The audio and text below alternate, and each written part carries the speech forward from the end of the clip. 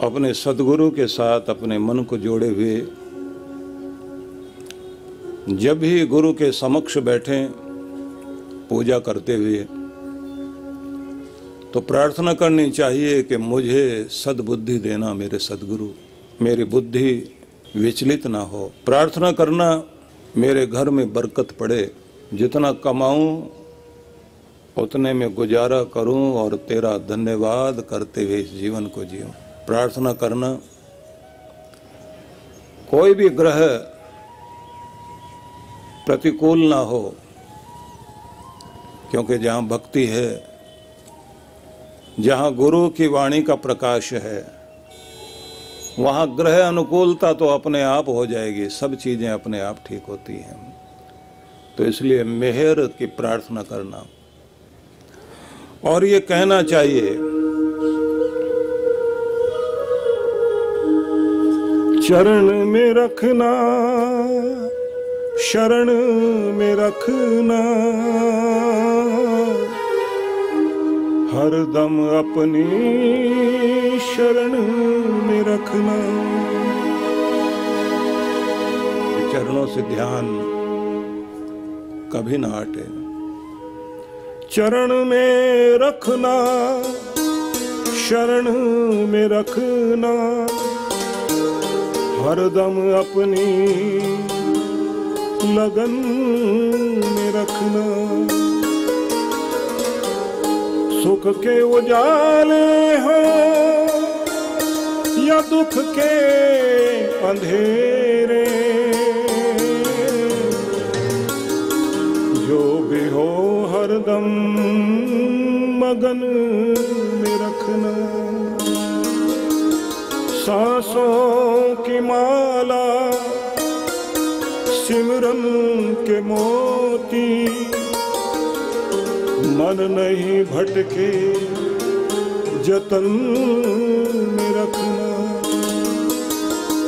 चरण में रखना, शरण में रखना,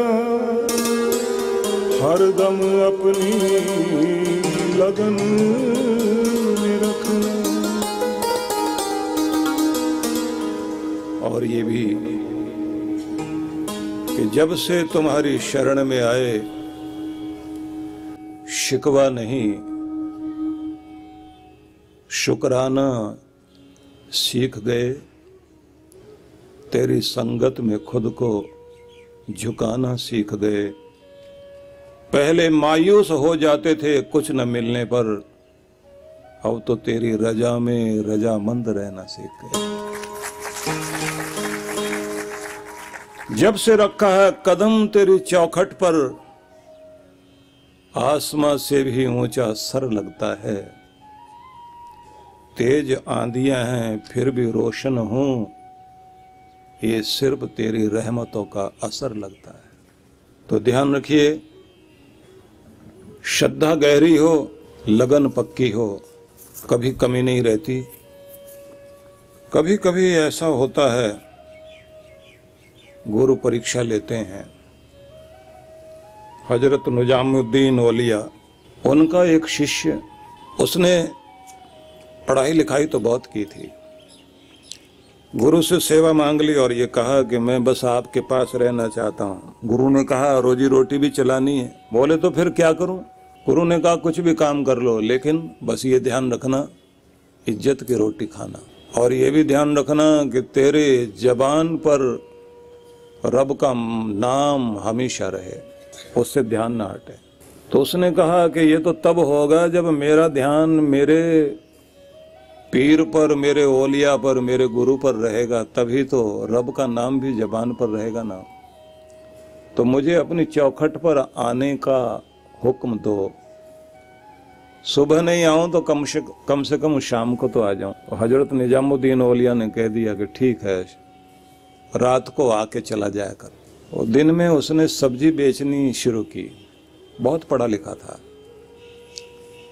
और जैसे आज भी नकली नोट चलते हैं तो उस समय भी खोटे सिक्के चलते थे। तो कुछ लोग आए और ये देखें ये तो भगत जी आदमी है, सीधे आदमी है, तो नकली सिक्का देकर चले जाएं, खोटा सिक्का। और वो इतने प्यार में बैठे हुए अपना काम करते थे कि जिसने खोटा सिक्का दिया तो उसे उठा के एक बर्तन में डाल देते थे और उतनी सब्जी तोल के उसको दे दी। तो कई लोगों ने आके कहा कि भगत जी देखो तो सही, लोग खोटे सिक्के दे रहे हैं, आप पहचानते नहीं क्या? तो उन्होंने कहा पहचान तो मैं दूर से लेता हूँ। फिर बोले यहाँ सभी सिक्के चलते ना, खोटे भी खरे भी। इस दर पर मैं किसी को भी खोटा है या खरा मोड़ता नहीं हूँ, आ जाए। और मुझे धोखा नहीं दे रहा, खुद को धोखा दे रहा। सबने कहा पर बर्तन भरने वाला है आपका, इतने खोटे सिक्के हो गए, पूरे शहर में पता लग गया खोटा सिक्का कहीं नहीं चलता हो तो वहां चले जाओ, ये सबका सिक्का ले लें। जब जिंदगी का आखिरी लम्हा आया तो इबादत करने के लिए सजदा किया, सिर झुका, तो अपने मालिक से, अपने रब से ये प्रार्थना की, अरदास की कि देख मेरे पास जो भी आया मैंने खोटा सिक्का भी चला लिया, मैं भी कोई बहुत अच्छा इंसान तो नहीं हूं तो खोटा ही। जब मैंने इतने सिक्के चला लिए तो एक सिक्का तू भी चला ले, मुझे भी चला ले। और ऐसा कहकर उन्होंने वो बर्तन उलट दिया, सिक्के लुढ़क गए। फिर इन्होंने कहा तेरे दर पर कहीं एक कोने में पड़ा रहूंगा, मुझे भी स्वीकार कर ले। और ऐसा कहते कहते प्राण निकल गए। समझिए कि जिस आदमी के अंदर ये भक्ति उतर आती है, इतना सच्चा, अच्छा, पवित्र मन हो जाता है कि जो भी वो कर्म कर रहा है उस कर्म को करते करते ही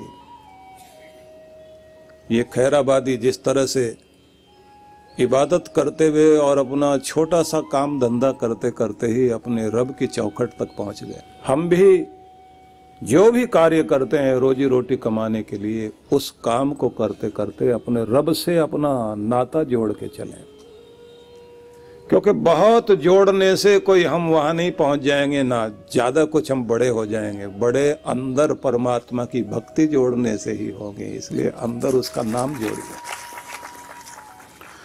तो कल आपको मैंने सुनाया था कि भगवान श्री कृष्ण ने समझाया कि मेरे प्यारों की पहचान क्या है। तो उन्होंने अपने प्रेमी भक्तों की पहचान बताई।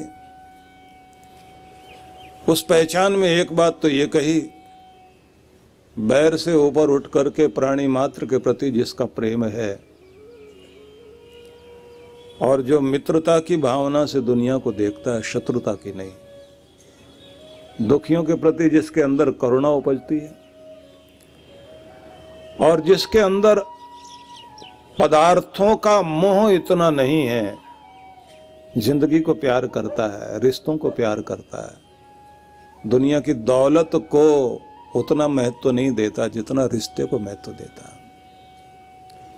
कृष्ण आगे फिर कहते हैं, वह व्यक्ति जिसके अंदर स्वाभिमान तो है लेकिन अभिमान नहीं है, अहंकार रहित होकर जो उस तरफ लगा हुआ है प्रभु की ओर, ऐसा विनम्र व्यक्ति, नम्र इंसान, कृष्ण कहते हैं वो मेरा है। सुख दुख में जो समान रहे, क्योंकि दुनिया में आप रहोगे एक जैसे दिन तो कभी नहीं रहने वाले, अच्छे बुरे दिन हर कोई देखता है और हर एक आदमी के जीवन में अवसर भी बहुत आते हैं, क्योंकि भगवान कभी भी किसी के हाथ में सीधे पैसे नहीं पकड़ाता, चांस देता, अवसर देता है। जब अवसर मिलते हैं और उसका फायदा उठा ले आदमी तो आसमान पर पहुंच जाता है। इसलिए भगवान मौका दे, अपने आप को लायक बनाए रखिए, अवसर वो देगा, सीढ़ियां चढ़ जाओगे आप। लेकिन सुख दुख में समान मन रखिए, अपने मन को कमजोर मत होने दीजिए। दुख आता है सुख देने को, मन मूर्ख क्यों घबराता है, जब जोर की गर्मी पड़ती है तो बादल में बरसाता है। दिन बदलते जरूर हैं, कमजोर मन अगर होगा तो जल्दी घबरा जाएंगे। और फिर एक बात ध्यान रखना, अगर रोते रहने की आदत पड़ गई ना तो खुशी के दिन भी आ जाएंगे तो भी मुंह लटका ही रह जाएगा।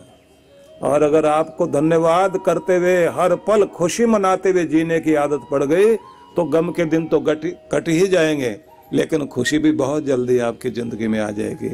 इसलिए धन्यवादी बनिए, शिकायती नहीं। और ये भी बात ध्यान रखिए, कृष्ण भगवान आगे कहते हैं क्षमावान बनकर जियो।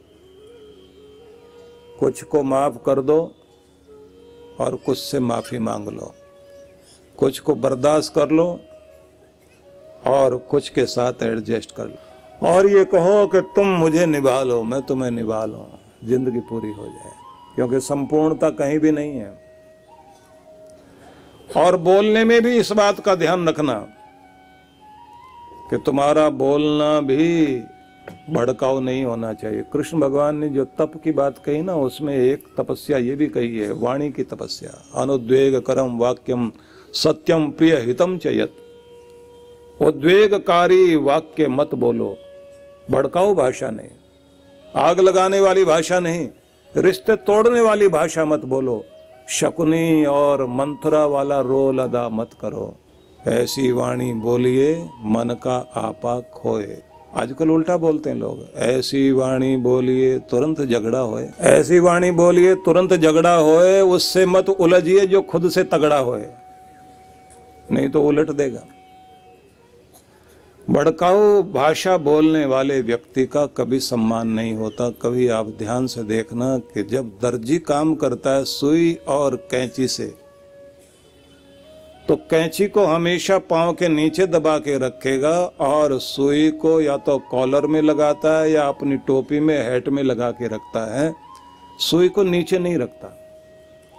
उससे पूछा गया ऐसा क्यों करते हो, तो कहता है काटने वाले को पांव के नीचे रखना पड़ेगा और जोड़ने वाले को सिर पर ही बैठाया जाता है, क्योंकि उसका कभी मान नहीं होता दुनिया में जो काटने का ही, अलग करने का ही काम करता है।